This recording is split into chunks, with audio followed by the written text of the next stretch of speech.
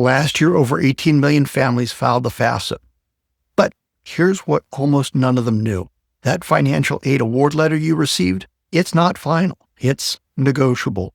I'm Tim Gardner. In my 25 years of helping families navigate college funding, I've seen families successfully appeal their aid packages and get up to $3,000 to $8,000 additional per year. Now, that's $12,000 to $32,000 over 4 years that would have been left on the table. So today, I'm going to show you exactly when you qualify to appeal, how to do it the right way, and the 3 mistakes that can kill your appeal, and of course, why your student needs to be a part of the process. So let's get started. Here's what you need to understand right out of the gate. Colleges have more seats than qualified students. That's just simple reality. And it's not your responsibility to provide additional profit margin to their institution. Financial aid offices have discretion. They can adjust your package based on what's called special circumstances, and they do it all the time, but only for families who ask. Now, keep in mind, the more competitive the school, the less room you have to negotiate. So if your kid got into Harvard, they know you're probably going to say yes regardless. But the vast majority of schools, even the good schools, even the schools you're excited about, they have room to move. And here's your leverage: multiple offers. If you have comparable offers from peer institutions, you have negotiation power. If you have documented life changes the FAFSA didn't capture, you have grounds for an appeal. The system exists. And most families just don't do it because they didn't know it was there.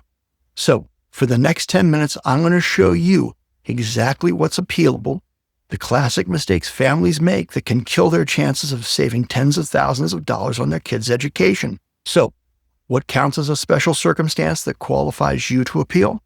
Let me break down the big ones for you, because this is where families either get it right or waste their time. First, job loss or significant income reduction.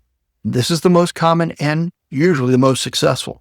If parents lost their job or took a pay cut or had to reduce their hours due to health issues or caregiving responsibilities, that's appealable. Now, you're going to need documentation like a termination letter, a severance agreement, and proof of your current income or unemployment benefits. Second, unreimbursed medical expenses.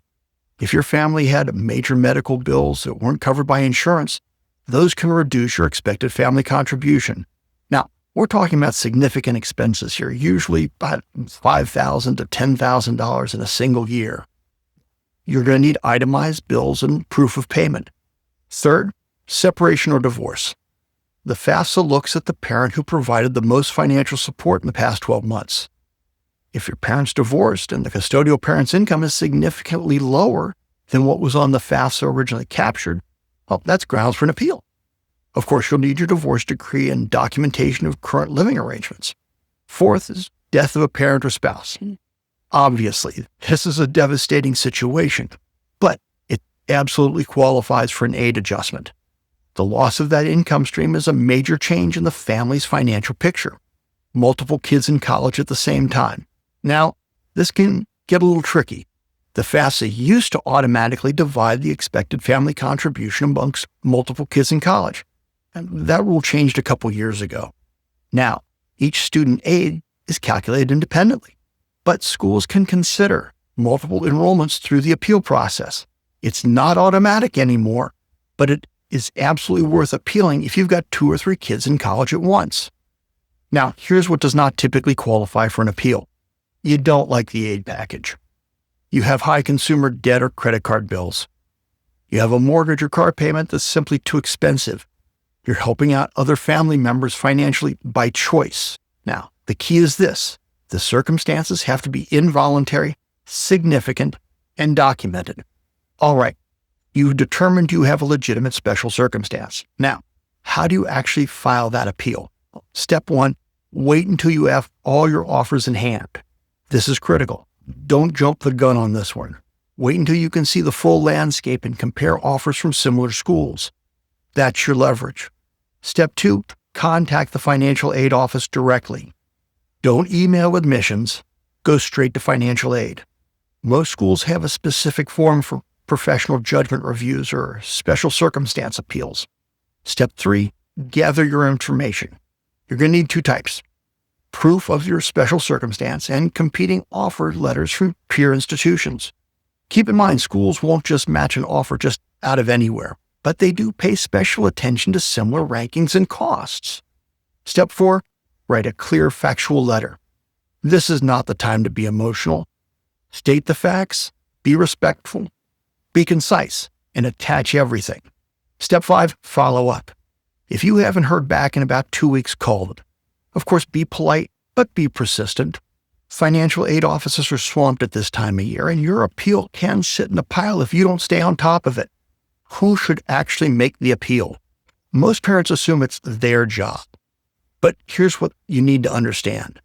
Financial aid officers aren't funding a set of spreadsheets. They're funding a human being that wants to be a part of their community. So your student needs to be involved. When should your student be involved? Well, if the appeal involves academic updates, new scholarships, and improved GPA, the student should be sharing that news. It sounds more authentic. If the appeal is about why this school, the student needs to articulate that. An appeal is essentially a reapplication process. When should the student assist?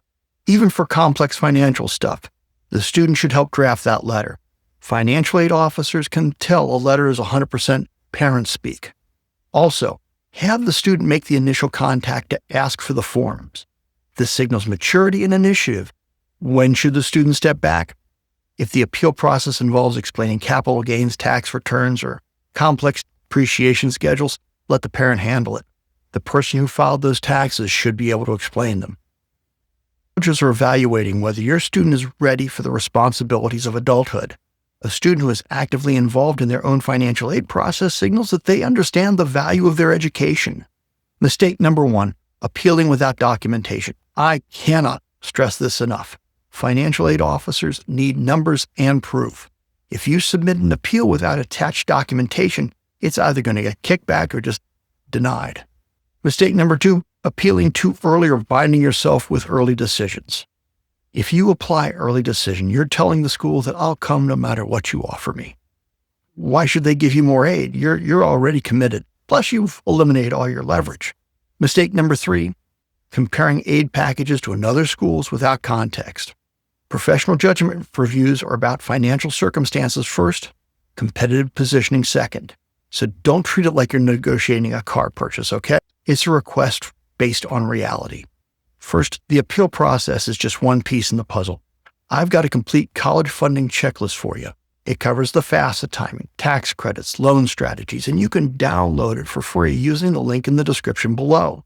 Remember, folks, financial aid is not a take-it-or-leave-it system. It is specifically designed with flexibility because the government and the schools know the FAFSA simply cannot capture every family's reality. But that flexibility only helps if you know it exists. The system isn't going to hold your hand. You've got to be proactive, and you need to advocate for yourself and for your student.